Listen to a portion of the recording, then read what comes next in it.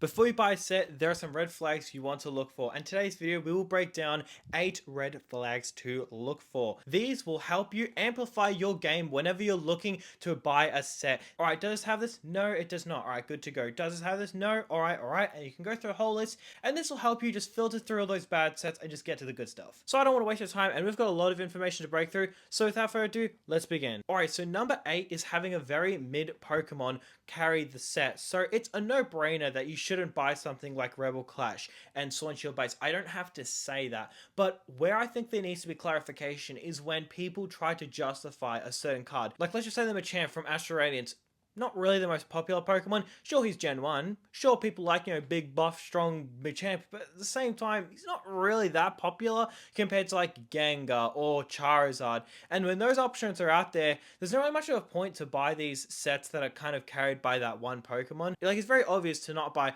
Scarlet Violet base or Rebel Clash or Darkness Ablaze. Like, I don't need to vocalize that. But this is a bit, like, on the fence where it's like, could it carry a set? And the answer is just no.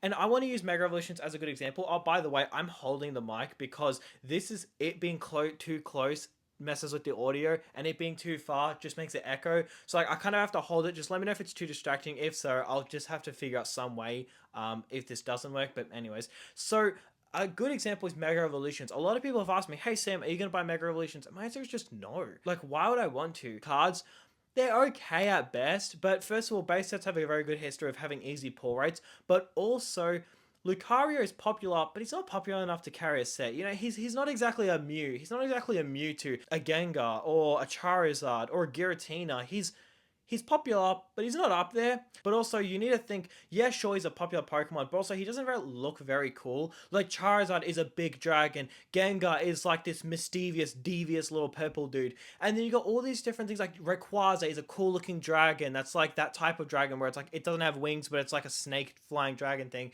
So you've got different themes. Lucario's just sort of kind of boring. Other than him being like an old Pokemon, doesn't really have more to it. Now, there is the Gardevoir inside, but it's carried by mid-popular Pokemon, and that's a lot of danger because you can determine it's not a bad set, but you can't determine whether it's a good set. So for me, I would just stick to the good stuff being like Mewtwo, Mew, Charizard, Gengar, stuff like that. Alright, number 7 is easy pull rates. So it's a big misconception that easy pull rates is actually a good thing, but it's actually not. Basically, people say, well, if it has easy pull rates, people will want to open it.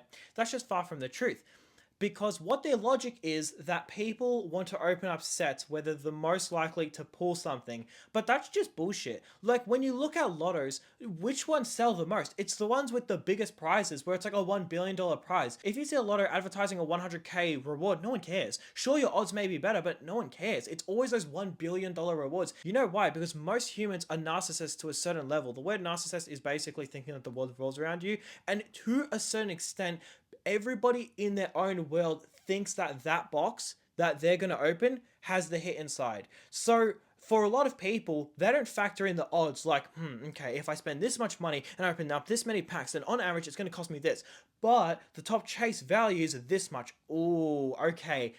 Of all these guys' tough pull rates, nah, you know what, I'm going to open up some Journey Together. Like, no one does that. So, easy pull rates is not a good thing. When people say that, oh, who wants to open up Prismatic? It has easy pull rates. Yeah, but dude, think about it. The suspense is through the roof. Even if you don't pull anything, it's more fun to open up Prismatic than opening up Journey Together. Change my mind. So that ages well, and it's always aged like that, like Team Up, Evolving Skies, Prismatic Evolutions. These sets, they have tricky pull rates. They work for a reason, so there's no need to go against the wave. But the number 6 is having a popular Pokemon that they use a lot, and Charizard is pretty much the one good example of this. So Charizard, they've overused so many times. They have made 2 Charizard artworks in Scarlet and Violet, and they've made like 5 in Sword and Shield. So in the last 5 years, almost like every third set has a Charizard, and that is way too much. I honestly believe that's why the Brilliant Stars Charizard isn't going up a lot. You see, a lot of people have said that Brilliant Stars is underrated, but I don't think it's underrated. I think the cards in there are just overused. Like, that Charizard, it's overused. It has 2 Charizards inside. It's the Rainbow Red Charizard. Not many people care about Rainbow Reds, but the old art, it's a good looking artwork, but at the same time, dude, come on, Charizard. So you need to be very cautious when you pick these. Now, the best way to fight against this is by choosing something where it's unique, like Phantasmal Flames. It's a Mega Charizard, Mega Shiny? I get confused because you've got Mega and then you've got Shiny, and then I think you have Mega Shiny, which is the blue fire. Honestly, it kind of confuses me, but if you look for Shinies, that's a great example. The Mew, a great way to fight against Mew and Mewtwo fatigue, say they were to make a ton of them, is by buying shiny ones. And a great way to fight against Charizard fatigue is buying the shiny one. Unless it has some sort of unique trait, I wouldn't really be buying it if it has a popular Pokemon but is overused. I think Brilliant Stars is like the most basic possible Charizard you could possibly have. I think that's why it's gotten punished so hard, is because it's not interesting. Like, at least the Obsidian Flames Charizard is actually like cool. It's crystallized, it's got a crown, it's a very cool like angle that we haven't really seen before. The Charizard in Brilliant Stars is just kind of floating there and kind of just doing its thing. It just feels a bit plain. And also, the second Pokemon being Venusaur is not helping its situation. Venusaur is not really that popular of a Pokemon. Sure, it's Gen 1, but it's not popular. Gengar, Rayquaza, Giratina, Charizard, those are popular Pokemon. Venusaur isn't really that popular. Like, I don't know, it's not really that popular. Like, it's funny, if you look in 151, Venusaur is like being overtaken by the Blastoise and the Zapdos. Like, now Zapdos, the card, which in my opinion is the best artwork in 151, that Zapdos is amazing, it's more expensive than the Venusaur. So Venusaur has really lost like its love. Alright, number 5 is having one expensive chase inside, and that's it. The reason why is because having one like $500 card, in my opinion, is actually worse than having two $250 cards. Like, it can have an identical set value, but if it just has one big chase inside, a lot of people don't like it because it feels like a boom or bust. Like, the benefit with, say, Prismatic is it's not a boom or bust. You've got all these cards ranging from $100, $200, $300, $400, $500, all the way up to $1,000.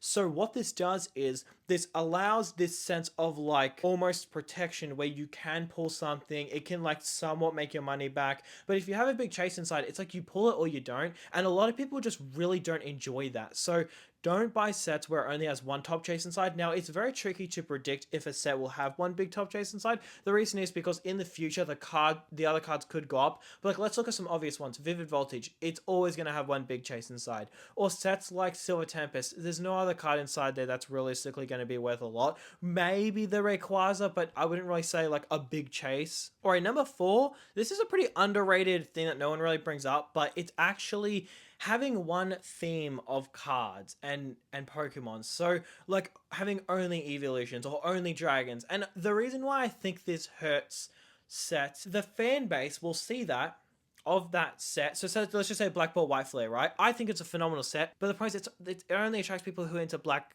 and white, right? But the thing is, like, let's use 151 as an example. If you like Alakazam, if you like Charizard, if you like Blastoise, dude, that set is for you. If you like Zapdos, that set is for you. It has all these varieties, right? It's not like it has only dragons or only evolutions, and that's the popular ones. I'm not talking about other unpopular ones like water types. No one, other than Blastoise and a couple other water types, a lot of people just don't really care about a lot of water types. The problem is that when you have a set where it's only got one theme, you only attract a specific fan base. Like, if we look at Paldean Fates, for example, you can pull a Gardevoir, you can pull shiny cards, you can pull the Bubble Mew and the Charizard. That has a very healthy variety. Now, it's not stretched over the place where there's like 40 SIRs that are all mid. No, it's got a couple really good looking SIRs, but you know what? The Mew is extremely different from the Charizard, and the Charizard is extremely different from the Gardevoir, but also it's got a wide range of shiny Pokemon. So you've got something for everybody in that set, and that's why you're seeing it do so well. That's why you see Evolving Skies do so well. It goes from Dragonite, then it goes to Rayquaza, then it goes to Umbreon. It has a good variety, but you know what? Like I said before, it doesn't have to have everything. Just have some sort of variety. So that's why I think it was a really good idea that they added Roaring Moon and a couple other SIRs just to add a little bit of like density to prismatic evolutions rather than just only evolutions. Evolutions is a safe bet. Like, if you're going to buy a set with only one type, make it be evolutions. But I mean, you've only got Evolving Skies and Prismatic, and both of them have other type, like, you know, dragons and other types. So yeah, there's not many sets to buy with only evolutions. In fact, there's pretty much none.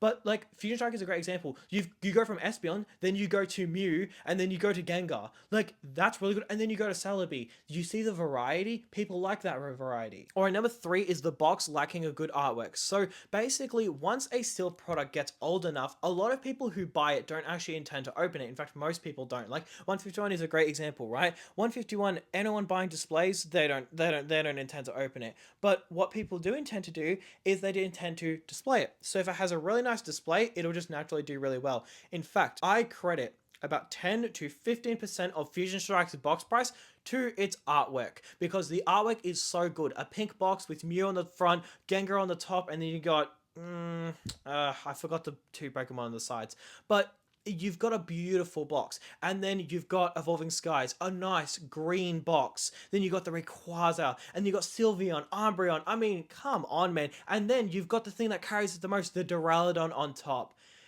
It's a fantastic artwork. To be honest, I'd probably say Evolving Skies would probably be, I'd credit like 50% of Evolving Skies box price to having a Duraludon VMAX and a Duraludon at the top of Evolving Skies. If it went for that, it would probably be like the cheapest set in the era. But the thing is, for the record, that is a joke. I don't know if it was funny. I don't know. I didn't really find it that funny, but it was funnier in my head. So yeah, sorry guys. The thing is that this is very, very important. Like, prismatic ETBs look gorgeous. Joining together ETBs, they look awful. Temporal Forces, they look boring. But then you look at something like Destined Rivals, and it's like, oh my goodness, that artwork. The ETB artwork is phenomenal. The Destined Rivals ETB artwork is phenomenal. In fact, in my video where I talked about Destined Rivals, I made the video, it was like my 4th video on this channel. I actually said in that video, I said, hey, I would hold on to your Destined Rivals ETBs if I were you, because those might do numbers, because the artwork is so good.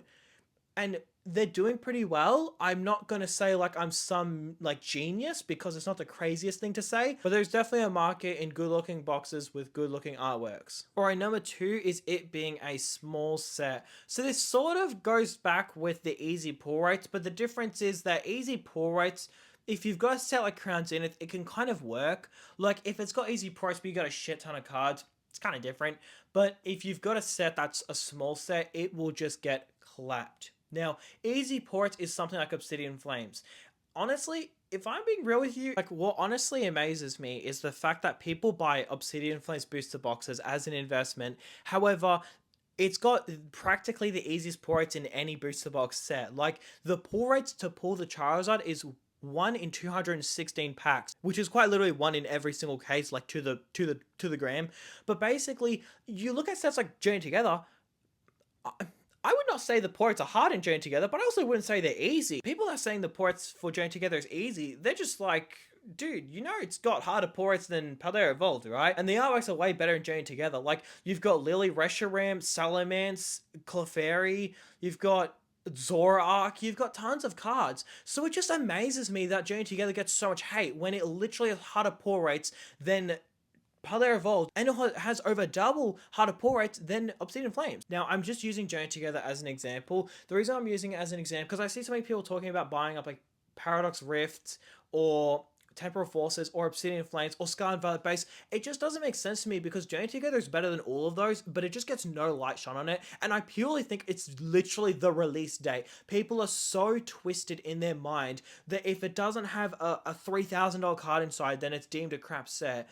Then they just immediately think, nah, okay, Journey Together, bad set, because it literally got released in between Destined Rivals, the best main set, and then Prismatic, arguably the best holiday set. So I think the release time of it was pretty bad, but at the same time, that does make room for a lot of growth, because it's very underrated. So yeah, that's why I'm using it as an example. I'm not saying go all in and buy Journey Together. Personally, I wouldn't buy Journey Together unless it was the enhanced boxes. Those enhanced boxes are starting to tick up. Every single day there's less confidence that there's going to be reprints of it. There are restocks of those Journey Together enhanced boxes. There's not many of them, but there are. But it's not a reprint, it's a wave. We'll see if there's going to be a reprint in the future, but anyway, only time will tell. But having a small set leaves for very little potential. Like Obsidian Flames is a great example. There is no underrated card inside. There's literally none, because it's such a small set. But then you get a set like Paldea Evolved. There's so many cards inside, eventually one of them is just going to jump up in price. One of them is eventually going to be a $100 card. I don't know which one it's going to be, but I mark my words, one of them is going to be like this $100 card inside, and it's going to become this popular Pokemon in the future. And people are just going to look at Paldea Evolved and be like, oh, that set has miraculously that one card that is now popular. So leave that potential. Number 1 is there only being one popular Pokemon inside. Now, Sam, isn't this an exact copy of what you said earlier, being one expensive chase inside? Well, that's where you would be wrong. Because you see, having one expensive chase inside is a red flag. But what's even worse is when it only has one popular Pokemon inside. Take Obsidian Flames, for example. I'm just going to be shitting on Obsidian Flames for this video. I guess that's the chosen victim today.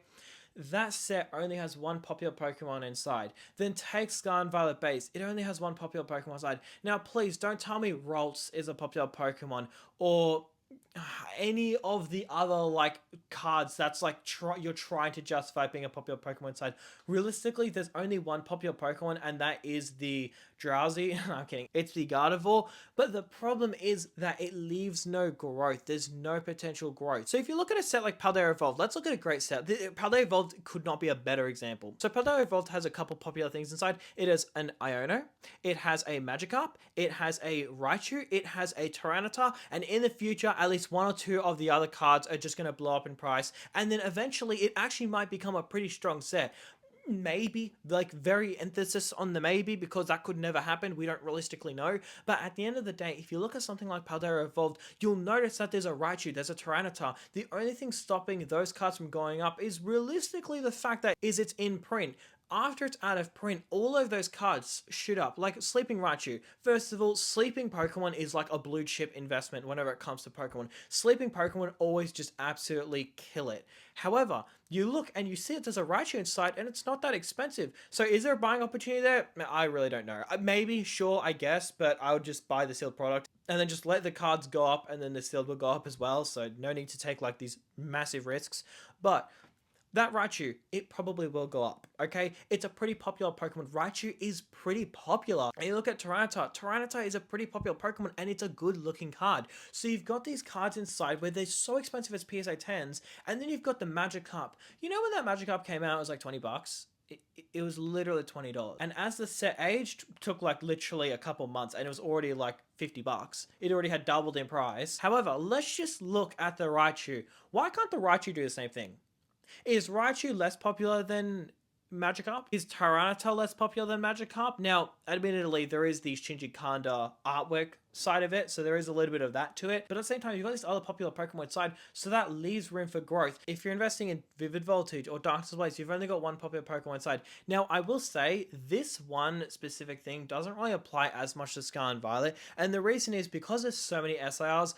Dude, we're probably going to see every year, I'd be willing to bet we're going to see like 10 or 20 SIRs and illustration rares just jump up in price because it's just a random unknown Pokemon. Maybe it gets like a feature in the new game, or it just becomes more popular over time, and then it'll just shoot up. Like, I don't know, we could see any cards that just shoot up, like the Roaring Moon from Paradox Rift. We could see Roaring Moon become a popular Pokemon, and then that Paradox Rift Roaring Moon will just naturally do really, really well. But then if you have sets where it's just really dull, like Darkness Ablaze or Vivid, you can see that there's just no potential growth. It is literally dead in the water. Obsidian Flames, unfortunately, kind of has the same fate. It is dead in the water. Now, you might see Obsidian Flames going up, but like, it's purely because it's short printed. I'm not saying it's by luck, but it pretty much is. Because if you're buying it, you're kind of betting it would get short printed. If it got reprinted, I guarantee you it would get clapped and it would be one of the cheapest sets in Scarlet and Violet. You know how I know that? Because Scarlet and Violet base is literally the identical fate. If Scarlet and Violet base didn't get any reprints, all the people who bought Scarlet and Violet base would not shut the hell up, and they would say how they're a genius and they'd say that they were so smart.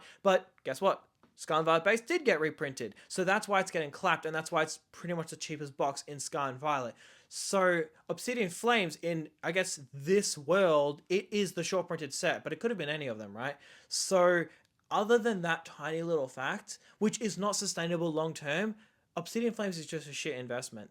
But if you buy it right now, you're not going to do well on it. Like, you really are not, because short printed sets don't do well long term. Must I remind you, Sword Shield Base and Rebel Clash are short printed sets. Notice how it's a short printed set, yet it's a shit set, so it doesn't go up. And no, the Obsidian Flames Charizard is not an exception. The poor rates for it is ridiculously easy.